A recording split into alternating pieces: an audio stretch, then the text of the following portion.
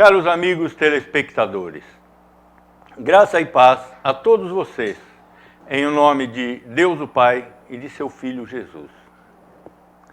Nós hoje vamos falar sobre homens e anjos. O que é o plano de salvação dos anjos, o plano de salvação dos homens. Os anjos caídos odeiam os homens. Por que isso? Eles caíram antes dos homens.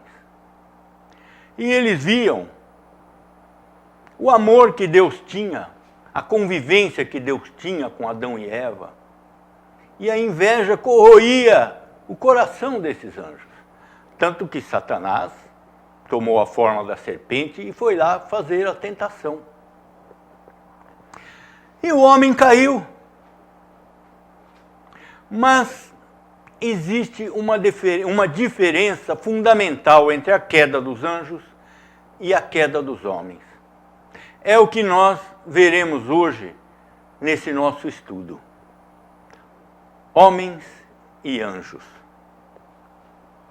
Quando Deus criou o mundo, Ele olhou tudo o que Ele fez e era tudo muito bom. Vejamos o que nos diz a Bíblia. Livro de Gênesis, capítulo 1, verso 31. Viu Deus tudo quanto fizera, e eis que era muito bom.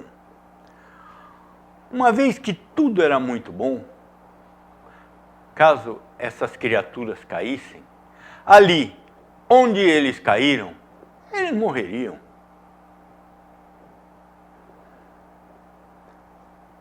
Foi o que aconteceu com os anjos. Os anjos que caíram não tem regresso, não tem um plano de salvação, não tem retorno. Mas quanto ao homem, Deus fez uma exceção. O homem se rebelou conscientemente contra Deus, mas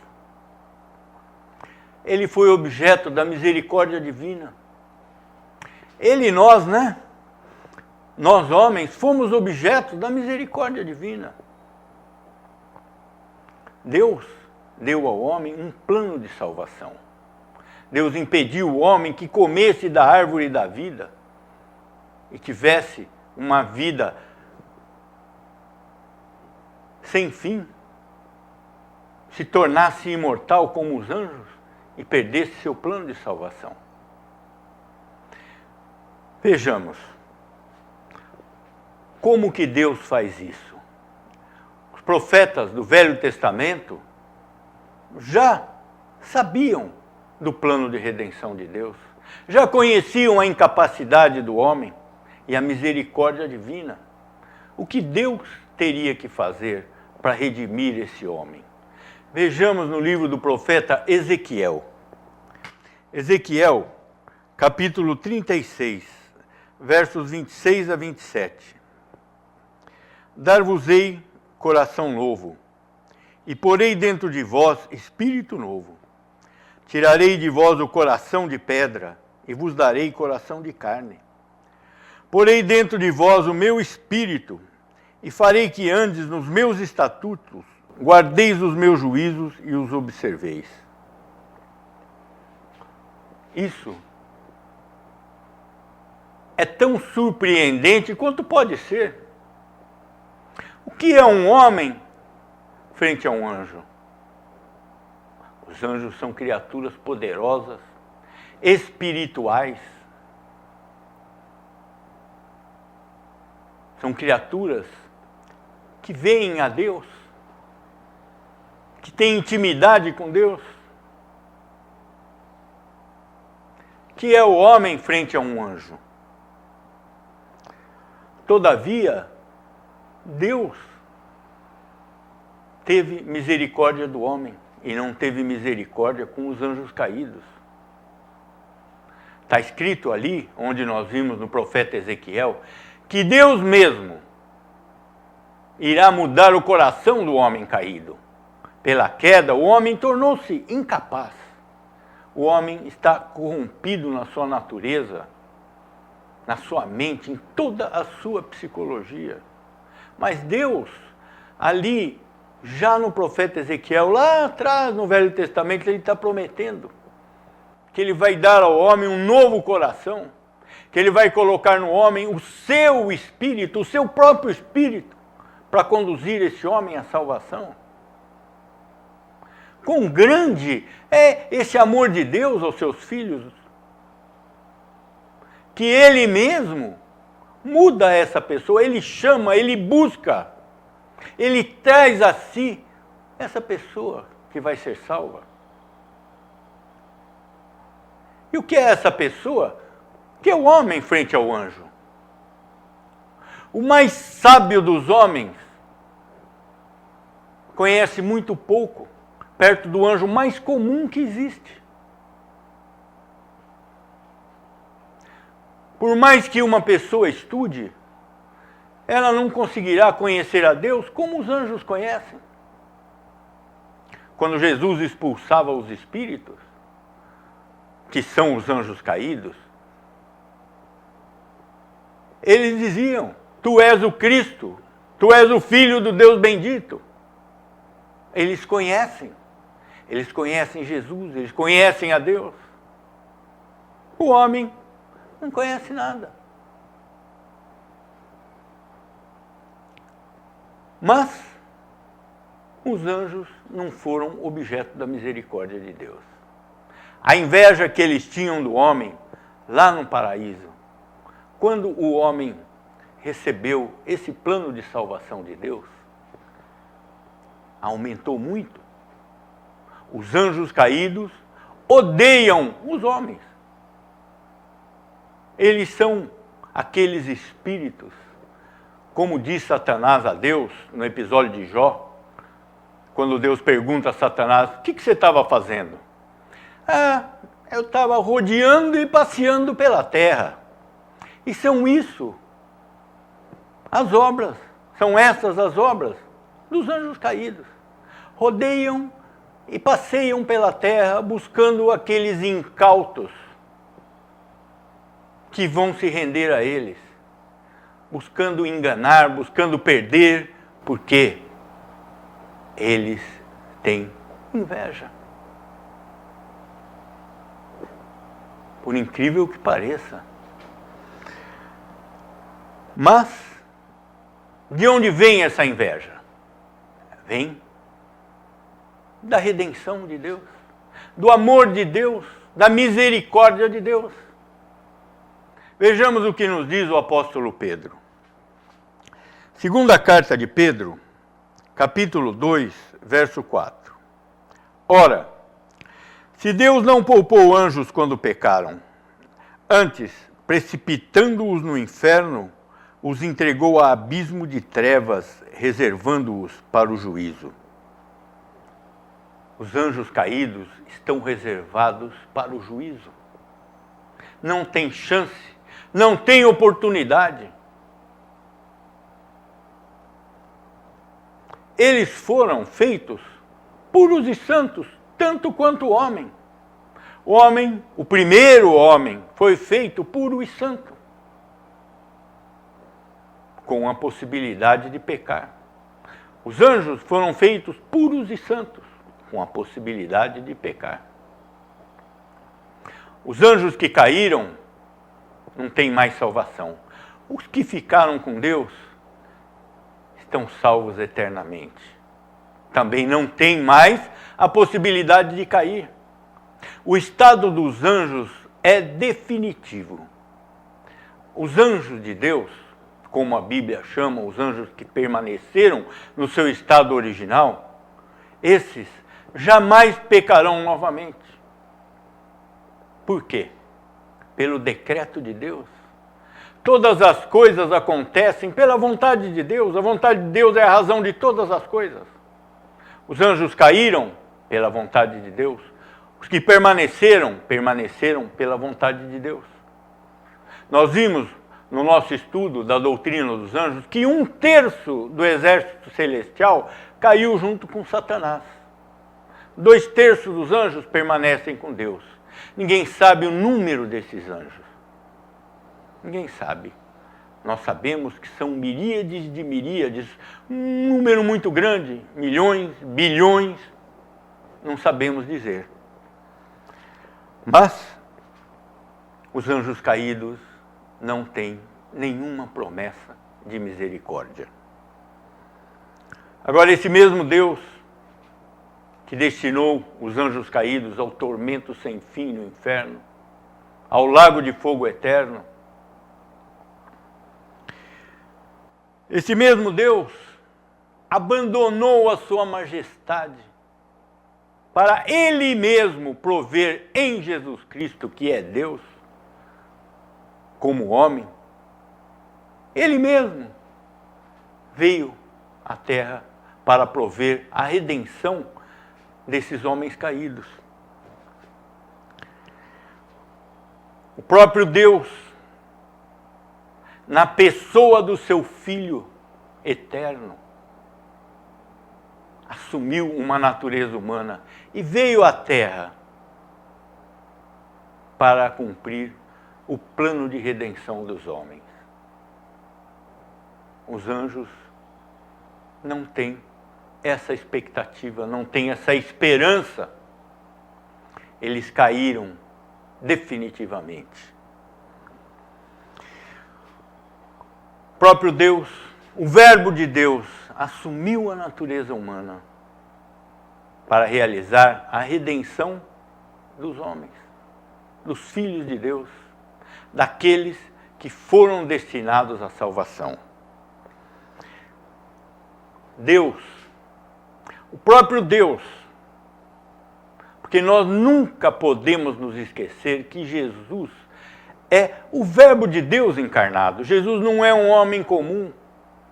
Jesus não é um homem altamente espiritualizado, um homem desenvolvido por várias reencarnações. Isso não existe biblicamente. Jesus é pura e simplesmente Deus encarnado, perfeito Deus e perfeito homem, um mediador perfeito entre o homem e Deus. Então, o próprio Deus, na pessoa do seu Filho, o Verbo, assumiu a natureza humana, assumiu a forma de servo para cumprir em nosso lugar, porque nós somos incapazes, toda a obediência que Adão não fora capaz de cumprir. O homem não consegue cumprir, eu, Deus, irei cumprir por ele, irei cumprir no lugar dele. Essa é a misericórdia que Deus mostra para o homem e que não existiu para os anjos caídos. Nós temos que ter consciência. Nós não podemos viver culpando o demônio por todas as coisas que acontecem. O poder dele é limitado por Deus. Ele age até onde Deus permite que ele haja. Mas o inferno é uma realidade. Os demônios, que são os anjos caídos, são uma realidade. O ódio que eles têm pelo homem é uma realidade. Então isso tem que estar presente na nossa mente para que o cristão se defenda. Qual é a defesa do cristão? É o conhecimento. É o conhecimento de Deus, o conhecimento de Jesus Cristo. Porque nenhum desses anjos caídos está autorizado a tocar num filho escolhido de Deus. Nenhum desses anjos caídos pode tocar numa pessoa que foi justificada por Deus. Não existem homens santos. O homem é pecador desde o dia em que ele foi concebido até o dia que ele morre. Seja ele quem for, religioso ou não, eclesiástico, de uma tal denominação, da outra denominação, não existe para Deus nenhuma denominação particular ou específica, nenhuma denominação dentro da religião cristã. Somente Cristo é o caminho. Somente os cristãos foram escolhidos por Deus. Então, o ódio dos anjos caídos estende-se particularmente aos cristãos. Por quê? Deus, o próprio Deus, assumiu uma forma de servo, onde não havia necessidade alguma. Deus aplica a sua misericórdia a quem quer.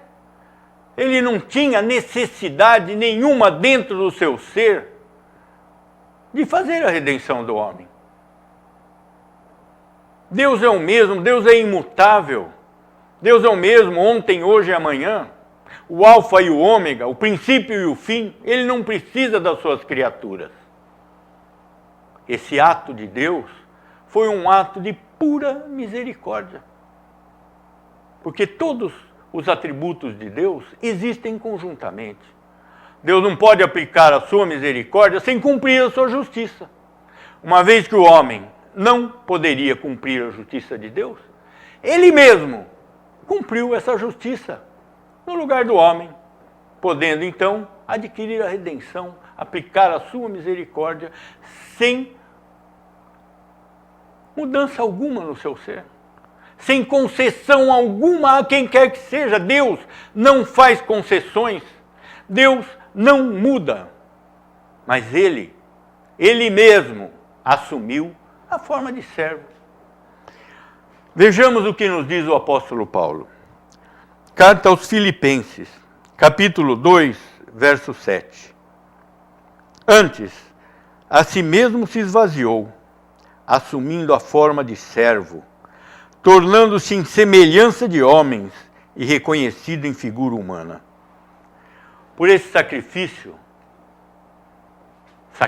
de Cristo, que é o sacrifício de Deus, ele está dizendo: deixastes o meu caminho, injuriastes a mim mesmo, mas eu mesmo farei satisfação por vocês. Eu mesmo repararei o dano que vossa mão tem me causado. Eu mesmo, Deus, repararei o dano que me causastes. Dar-vos-ei coração novo, colocarei dentro de vós o meu espírito, a minha lei. Eu vos amarei, sem mérito algum. Nós vemos, ainda lá no Velho Testamento, para que ninguém alegue novidades no Velho Testamento, novidades no Novo Testamento. O Novo Testamento, ele veio para cumprir tudo o que estava prometido no Velho Testamento. Não existe uma separação na Bíblia. A separação é apenas para que as pessoas entendam e se organizem, mas a Bíblia é um livro só, o livro de Deus. Desde o Gênesis até o Apocalipse, a Bíblia é o livro de Deus, a palavra de Deus, a revelação de Deus. Nada podemos conhecer de Deus que não esteja na Escritura. Vejamos o que nos diz o profeta Isaías. Isaías, capítulo 43, verso 25. Eu mesmo sou o que apago as tuas transgressões, por amor de mim, e dos teus pecados não me lembro. O que Deus está dizendo através do profeta? Eu mesmo sou o que apago as suas transgressões. O homem não tem a capacidade de apagar as suas próprias transgressões, porque o homem é pecador. Não existem homens santos, somente Deus poderia prover a salvação do homem. Isso foi feito ali, na cruz do Calvário, há 2000 anos atrás, fora do crente, fora da igreja, fora do homem. A salvação do homem não depende de nada que acontece dentro dele. O que acontece dentro dele é um resultado da salvação e não se constitui em mérito para a salvação. Vejamos o que disse Nosso Senhor momentos antes de morrer. Evangelho de João, capítulo 19, verso 30. Quando, pois, Jesus tomou o vinagre, disse: está consumado. E, inclinando a cabeça, rendeu o espírito.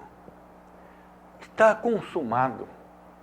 Nada mais nos resta a fazer, senão acreditar, crer que Jesus morreu em meu lugar. Ele pagou por todos os meus pecados. Isso é necessário. Sem fé, ninguém agradará a Deus. Ao mesmo tempo, a fé é um dom de Deus. Então, o homem é incapaz de agradar a Deus. Deus justifica o homem, dá a ele todos os meios conducentes à sua salvação. A fé necessária já nos foi dada por Deus. A quem ele decidiu dar essa fé? Você acredita que lá na cruz do Calvário, todos os seus pecados foram quitados por Jesus? Você acredita nisso? Se você acredita, louvado seja Deus, porque essa é a salvação. Não é nada que aconteça dentro de nós. Não são as minhas obras, a minha caridade, o meu novo nascimento. Não é nada disso. Somente a fé, que é um dom de Deus. Só isso, nada mais do que isso. O resto vai acontecer naturalmente na vida do cristão. Ninguém é justificado para se tornar um assassino, um bandido. As pessoas são justificadas, as pessoas são eleitas para a salvação em Jesus Cristo. As pessoas são eleitas para receber a fé, para receber o arrependimento para a vida, para receber o Espírito de Deus. Jesus disse, alguns dias antes de morrer, eu tenho que partir, porque se eu não for, eu não posso mandar o Espírito para vocês. Ou seja, ele teria que cumprir o plano de Deus. E ele sabia disso, porque ele é Deus, ele é homem, perfeito mediador. Agora voltemos ao profeta Ezequiel. Lá no Velho Testamento, vejamos a necessidade dessa promessa de Deus. Dar-vos-ei coração novo. O velho homem, está lá escrito na Bíblia, o velho homem é incapaz de agradar a Deus. O homem natural, ele é capaz em si de fazer muitas coisas boas aos olhos dos homens.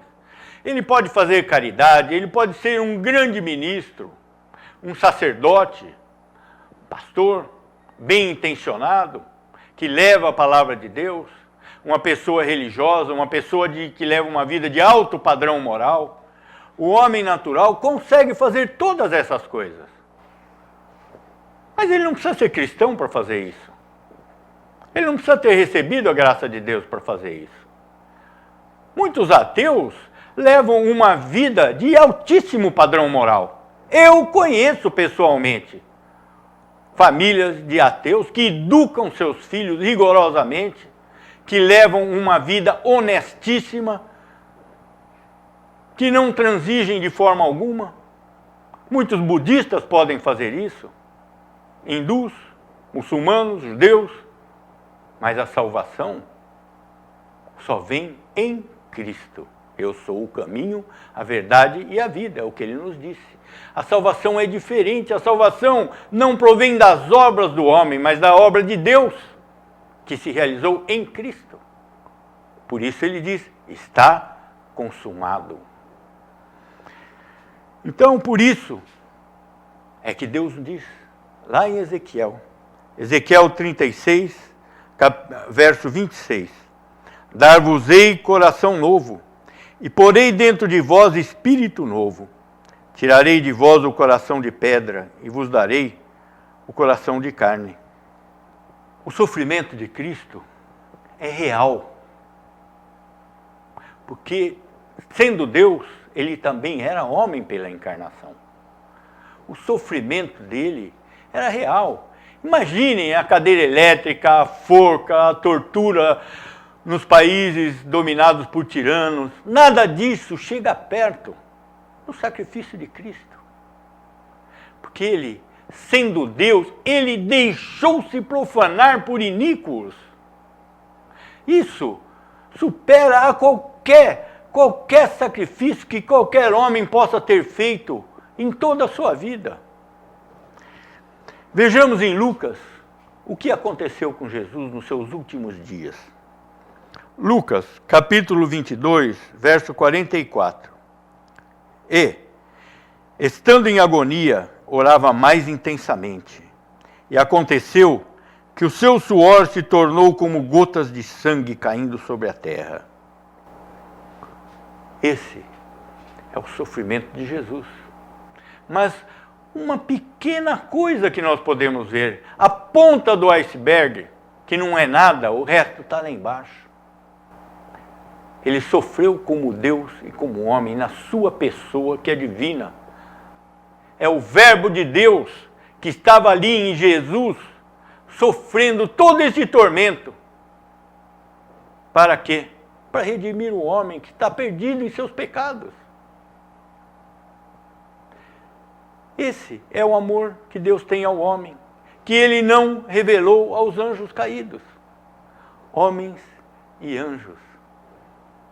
Quem merecia a misericórdia de Deus? Quem estava lá junto com Deus para decidir isso? Algum homem? Algum anjo? Os anjos estavam. O homem não estava. Então, nós vemos por aí que a misericórdia de Deus provém da sua própria vontade e não provém da vontade do homem. Meditemos a esse respeito e nós vamos continuar esse nosso estudo no nosso próximo bloco. Por ora, irmãos, oremos. Pai nosso que estás no céu, santificado seja o teu nome. Venha o teu reino. Seja feita a tua vontade, assim na terra como no céu. O pão nosso de cada dia, dá-nos hoje. E perdoa-nos as nossas dívidas, assim como temos perdoado aos nossos devedores. Não nos deixes cair em tentação, mas livra-nos do mal. Pois teu é o reino, o poder e a glória para sempre. Amém.